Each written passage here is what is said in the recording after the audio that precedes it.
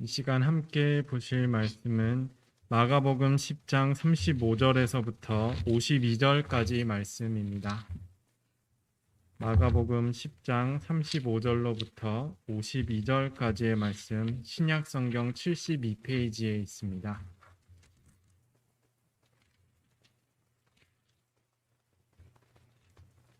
한 절씩 교독하여 읽겠습니다. 세베대의 아들 야고보와 요한이 주께 나와 여짜오되 선생님이여 무엇이든지 우리가 구하는 바를 우리에게 하여 주시기를 원하옵나이다. 네, 너희에게 무엇을 하여 주기를 원하는 여짜오되 주의 영광 중에서 우리를 하나는 주의 우편에 하나는 주의 좌편에 하여 주옵소서.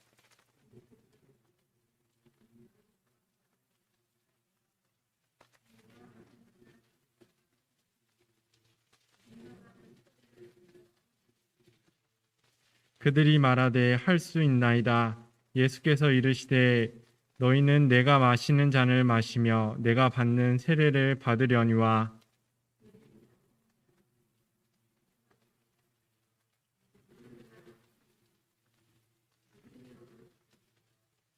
열 제자가 듣고 야고보와 요한에 대하여 화를 내거늘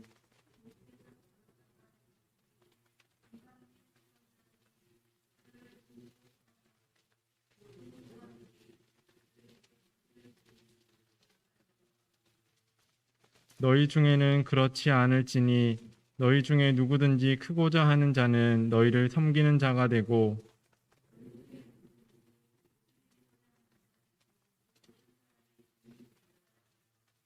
인자가 온 것은 섬김을 받으려 함이 아니라 도리어 섬기려 하고 자기 목숨을 많은 사람의 대속물로 주려 함이니라.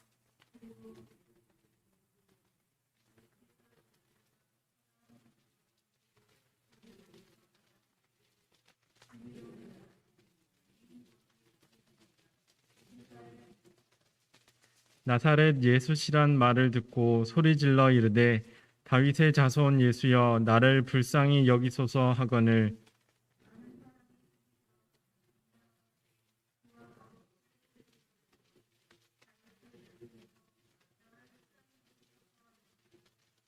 예수께서 머물러 서서 그를 부르라 하시니 그들이 그 맹인을 부르며 이르되 안심하고 일어나라 그가 너를 부르신다 하매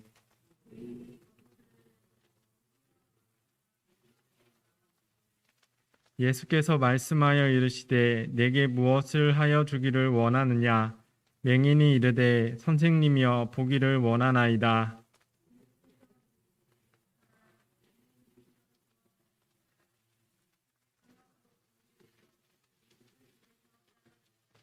아멘.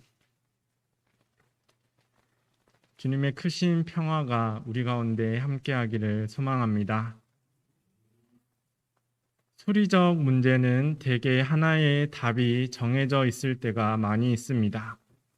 1 더하기 1은 2라던가 2 곱하기 2는 4라던가 정형화된 공식이 있다면 어느 때건 같은 답을 찾게 된다는 것입니다.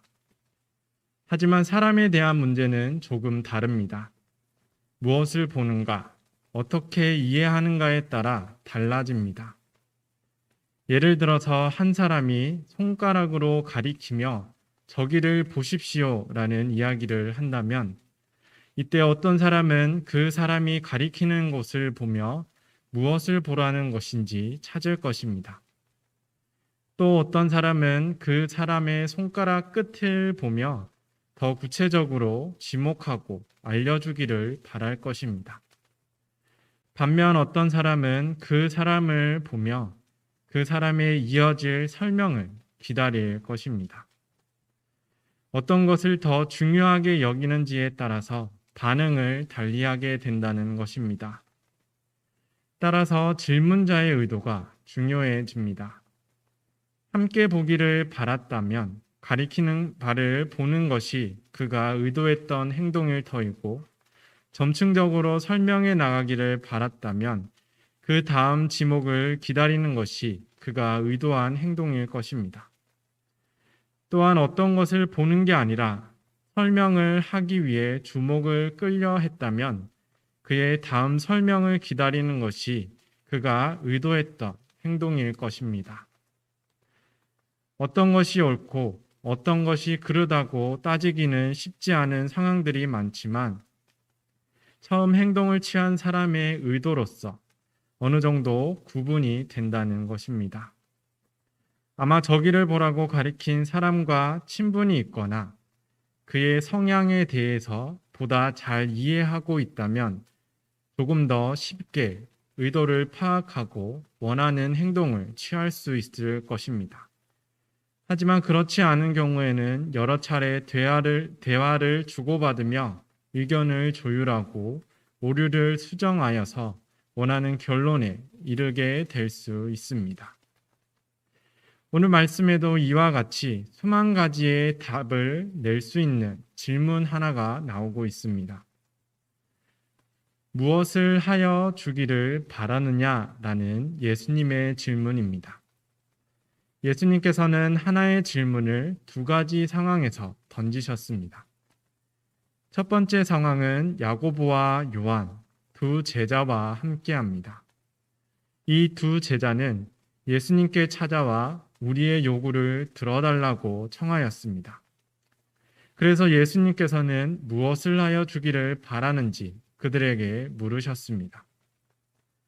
두 번째 상황은 맹인 바디메오와 함께합니다.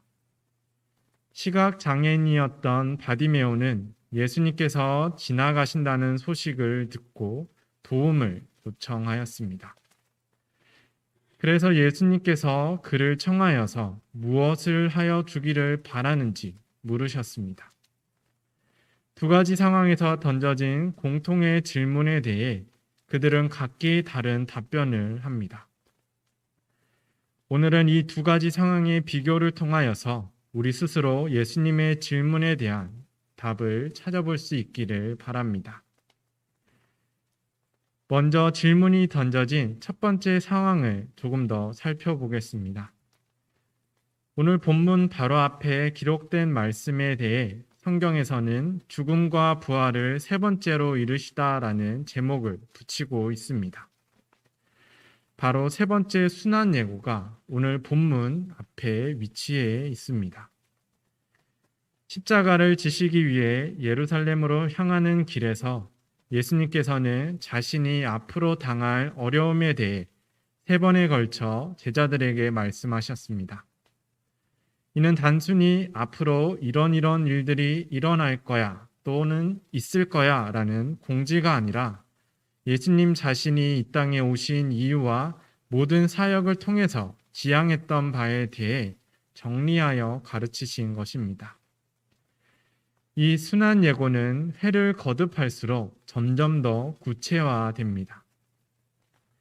고초와 죽음, 부활에 대해 간략히 언급했던 처음 예고에 비해서 세 번째는 예루살렘으로 올라가고 대제사장들과 서기관들에게 넘겨지고 그들이 자신을 죽이기로 결의하여서 이방인 손에 넘겨지게 되고 그 이방인들에게 침을 맞고 채찍질 당하며 능욕을 당하고 죽게 될 것이다 라는 것입니다. 그리고서 3일 만에 다시 살아나실 것을 제자들에게 말씀하셨습니다. 세 번에 걸쳐 점점 더 구체적으로 말씀하신 이유는 반드시 그 일이 일어남을 강조하시기 위함이었습니다. 12제자 중 야고보와 요한이 예수님께 다가온 것은 바로 이 세 번째 가장 구체적인 순환 예고가 끝난 다음이었습니다. 오늘 본문보다 앞선 32절에서 예수님과 제자들 또 그를 따르는 무리들이 예루살렘으로 이동하는 모습에 대해 간략히 그려지고 있습니다.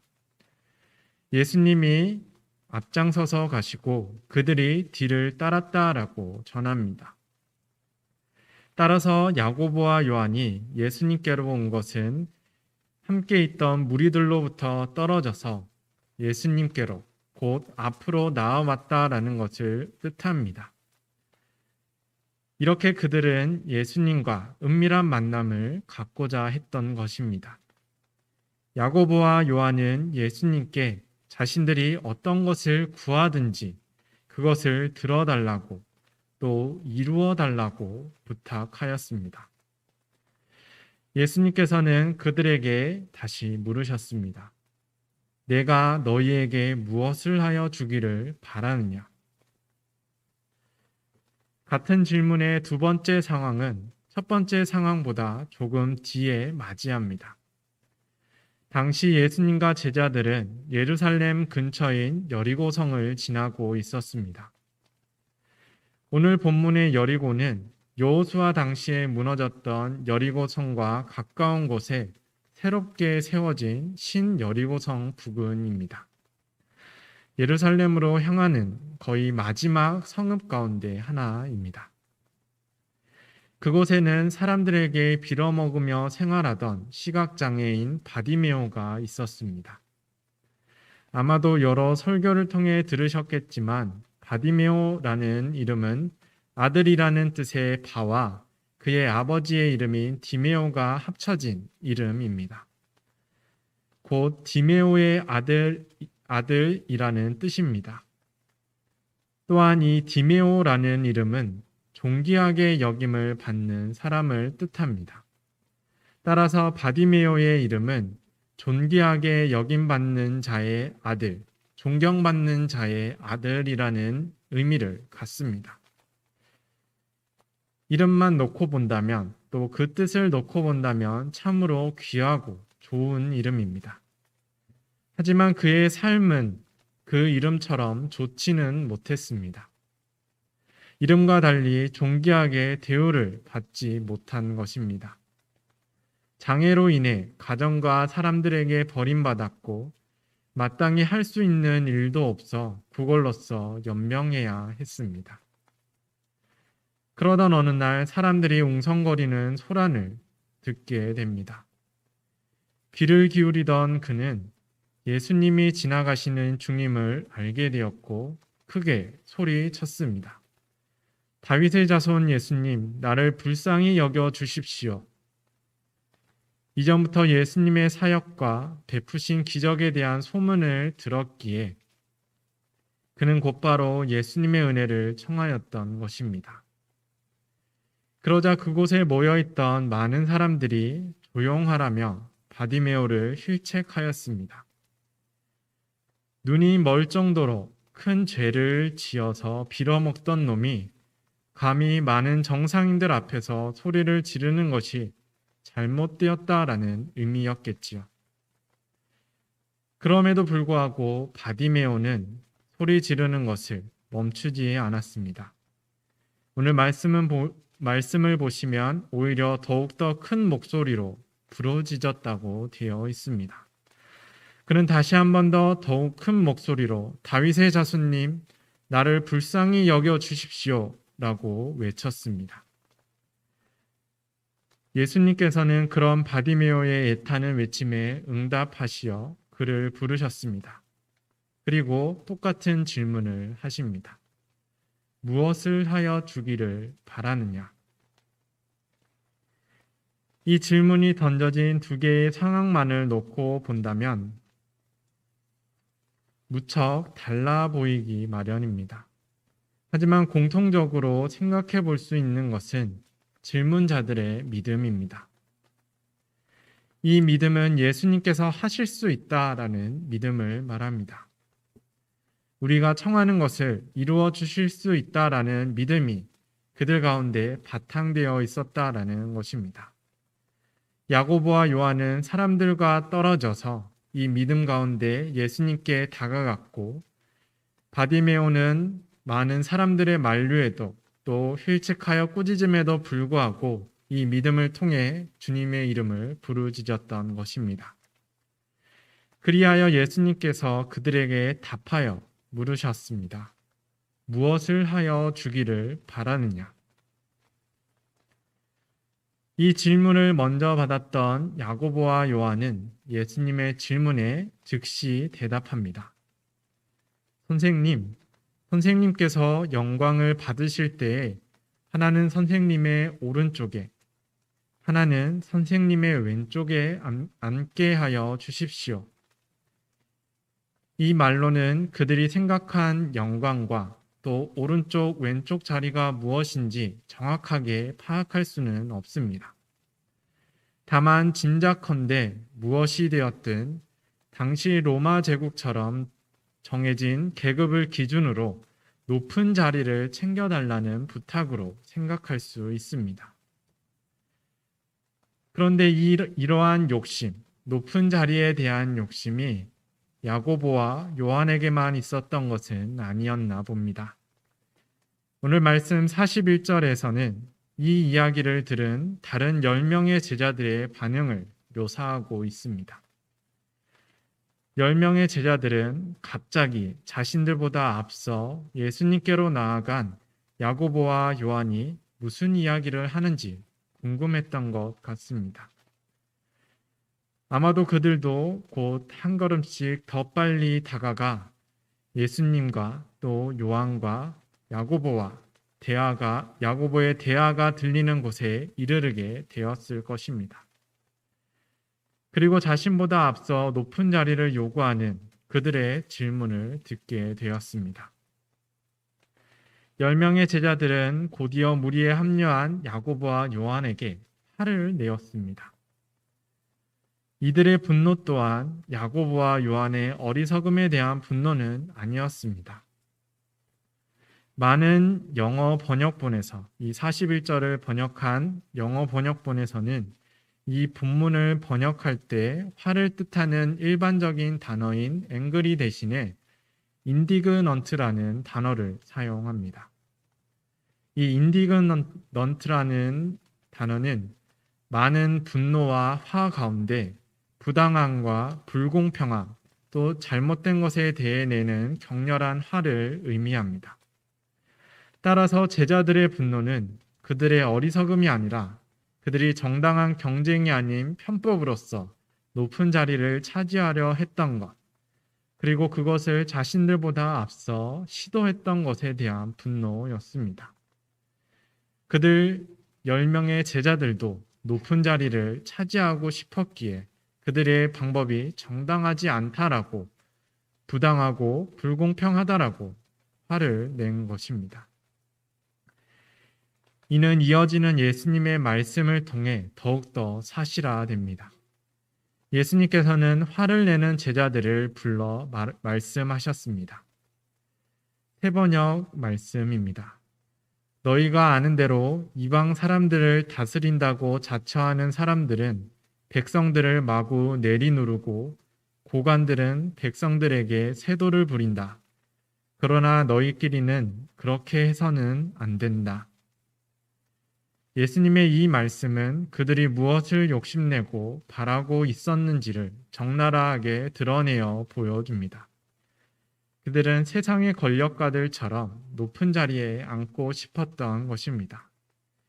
그들을 다스리고 있는 로마의 적 세력들처럼 무사람들을 다스리는 그 자리에, 그 높고 명예로운 자리에 앉고 싶었던 것입니다.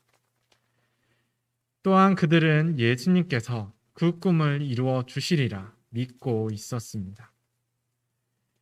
야고보와 요한이 무리에서 떨어져 예수님께로 은밀하게 나온 이유가 다소 허탈하게 느껴지는 대답입니다. 야고보와 요한을 둘러싼 다른 10명의 제자들의 분노 또한 민망하게만 느껴집니다. 예수님의 공생의 기간 동행하고 3번에 걸친 순환 예고가 있었고 또한 예수님의 많은 이적들이 있었음에도 그 모든 일들이 야고보와 요한에게는 또 10명의 제자들에게는 어떤 의미로 다가갔을까요? 이러한 대답과 또 요청을 들었을 때 예수님께서도 조금은 답답하지 않으셨을까요? 반면 예수님의 두 번째 질문에 대한 바디메오는 다른 답을 하고 있습니다. 그의 대답은 간단하고 명료했습니다. 보기를 원합니다. 이는 바디메오에게 가장 필요한 것이지만 세상의 어떤 방법으로도 해결할 수 없는 일이기도 했습니다. 시각장애인인 바디메오는 눈으로 볼 수 없는 대신 귀로써 세상을 이해하고자 했습니다.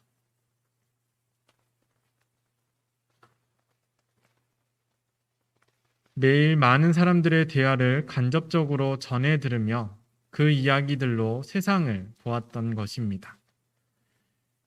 그러던 가운데 예수님에 대한 소문을 접하게 됩니다. 예수님께서 어떤 말씀을 전하시고 또 어떠한 기적들을 행하셨는지 매일매일 그 소문들을 듣게 되었습니다. 그리고 예수님께서 어떤 이들을 만나셨고 또한 그들을 어떻게 대하셨는지도 듣게 됩니다. 가난한 자와 과부, 어린아이들, 또 고아들, 오랫동안 병을 앓던 자들, 중풍병자, 나병 자, 귀신 들린 자 등 당시에 세상에서 떳떳하지 못했던 이들의 권리를 예수님께서 찾아주셨다는 이야기, 그들의 삶을 그렇게 회복시킨 이야기를 바디메오도 전해 들었던 것입니다. 그러니 자연스럽게 바디메오 자신도 소망을 품었겠죠. 예수님을 만나면 틀림없이 자신도 돌봐 주실 것이다 라는 소망을 말입니다.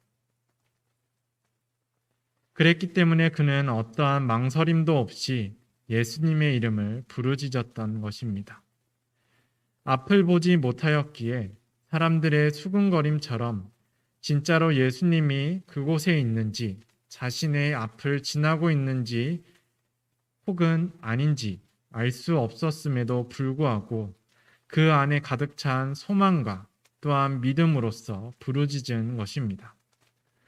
사람들의 꾸짖음도 그 소망의 외침은 막을 수 없었습니다. 그리고 그의 외침에 예수님께서 응답해 오신 것입니다.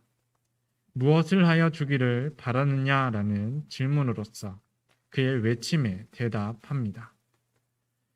그는 예수님에 대한 믿음으로 오랫동안 품어왔던 한 가지 소망을 곧바로 대답하였습니다.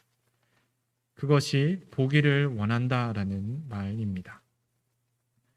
앞서 제자들이 제 의도를 그럴듯하게 숨기며 내놓은 대답보다 훨씬 구체적이고 직접적인 대답이었습니다. 하지만 제자들의 요청보다도 더 깊고 진실한 믿음에서 비롯된 요청이었습니다. 이제 이 두 대답에 대한 예수님의 답변을 살펴봅시다. 한 가지 질문이었지만 제자들과 바디메오의 달랐던 대답에 대해 예수님께서도 서로 다른 대답을 하여 주셨습니다. 제자들에게 주신 대답은 너희는 너희가 구하는 것을 모른다 였습니다. 예수님께 청하던 야고보와 요한의 믿음에도 아마 거짓은 없었을 것입니다. 예수님께서 하고자 하신다면 얼마든지 자신들을 높은 자리에 앉혀주실 수 있다라고 믿었던 것입니다. 다만 그들은 진정으로 구해야 하는 바를 몰랐습니다. 아직도 무엇을 구해야 하는지, 또 자신들이 지금 무엇을 구하고 있는 것인지 모르고 있었다라는 의미입니다. 따라서 예수님의 대답은 그들의 어리석음에 대한 대답이며 또한 가르침이었습니다. 이는 야고보와 요한만이 아니라 12제자들 모두에게 주신 대답이기도 합니다. 예수님께서는 그들이 구하는 것이 잘못되었다고, 그 방향성이 틀렸다라고 분명히 말씀하신 것도 그들을 다시 바로잡고자 하신 이유에서였습니다. 예수님의 공생애와 또한 전하신 말씀도 3번의 순한 예고로도 제자들이 진정 구해야 하는 것이 무엇인지를 깨닫지 못했음을 우리는 예수님의 대답을 통하여서 볼 수 있습니다. 예수님을 따른다는 것, 예수님의 잔을 마시고 세례를 받는다는 것은 요한과 야고보가 바랬던 것처럼 영광의 자리로 나아감을 의미하지는 않습니다. 오히려 낮아져 섬기는 자리이고 섬기기 위해 자신을 내어주어야 하는 자리였습니다.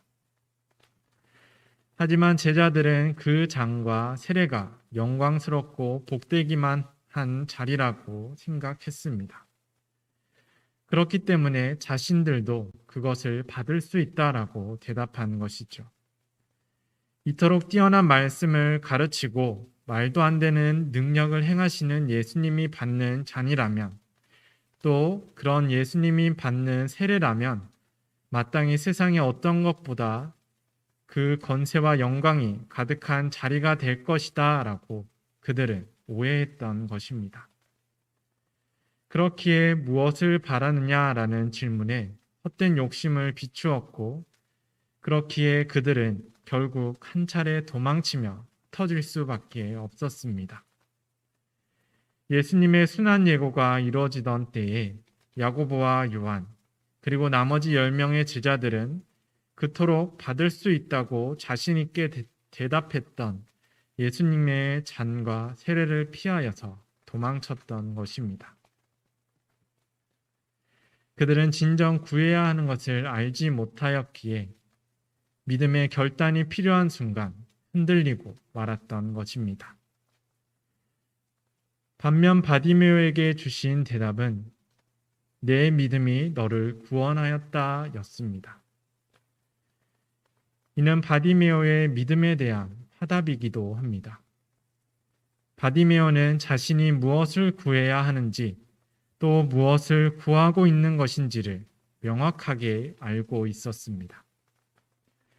예수님의 사역을 직접 보지는 못했지만, 또 예수님을 따라다니며 그 말씀을 직접 듣지는 못했지만, 바디메오는 단지 풍문으로 전해져 오는 것들을 붙잡았고 그곳에서 믿음을 발견한 것입니다.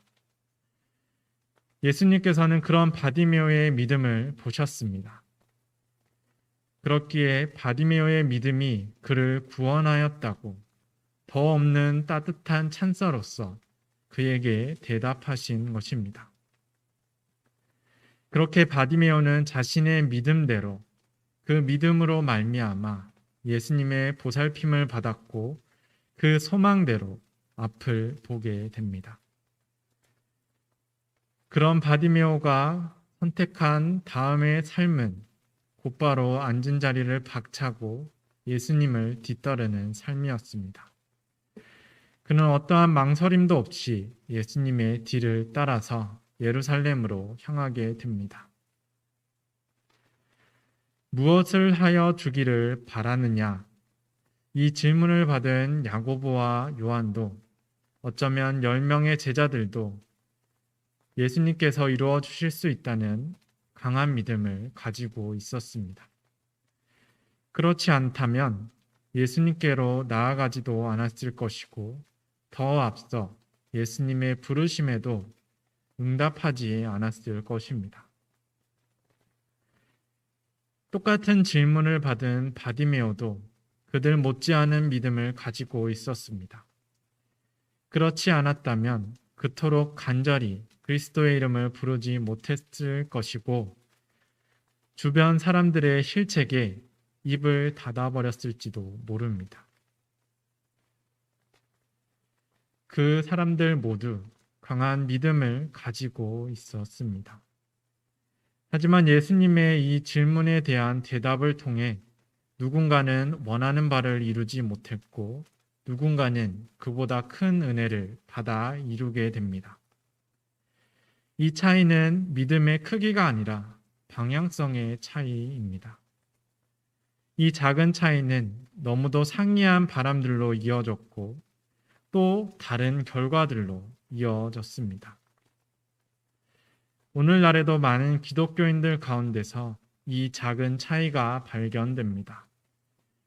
오늘 말씀 속에 야고보와 요한과 같은 방향성으로 자신의 욕심을 은혜라고 오해하는 이들, 자신의 아집을 사랑이라고 오해하는 이들은 마침내 그리스도의 사랑마저 왜곡시켜가고 있습니다.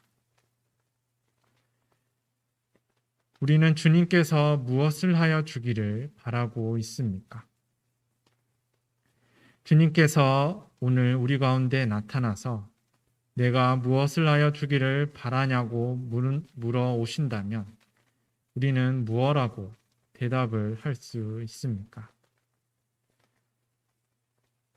한번 스스로 그 대답을 정리하여 볼 수 있기를 바랍니다.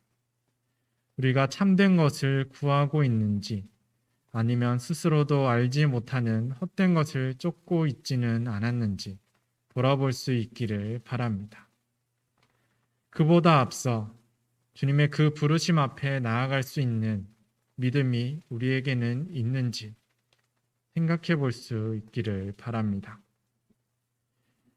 어느덧 사순절 기간도 절반이 훌쩍 넘어갔습니다. 남은 기간 그리스도의 삶을 더욱더 깊이 묵상하며 그 사랑의 깊이를 더 깊이 이해하는 지혜가 함께하기를 소망합니다. 그 깊은 지혜로서 과연 우리가 주님 앞에 어떤 대답을 할 수 있는지 스스로 정리하고 또한 성찰할 수 있는 그 은혜가 함께하기를 주님의 이름으로 축원드립니다. 함께 기도드리겠습니다. 사랑의 하나님, 당신께서 무엇을 하여 주시기를 바라느냐고 물어보신다면 우리는 무엇으로 또 어떤 대답으로 답할 수 있을까요? 그 크신 사랑 가운데 한 가지 답만이 있지 않음을 알고 있지만 우리가 행여 틀린 답을 내놓지 않을까 걱정이 됩니다. 진정으로 우리가 구해야 하는 것을 깨닫게 하시고 그것을 구하여 그 뜻 가운데 살아가는 은혜를 더하여 주시옵소서. 그리하여 그 가운데 언제나 믿음의 올바른 방향성을 잃지 않도록 인도하여 주시옵소서. 우리의 작은 믿음에도 큰 은혜로 응답하시는 예수 그리스도의 이름으로 기도드립니다. 아멘.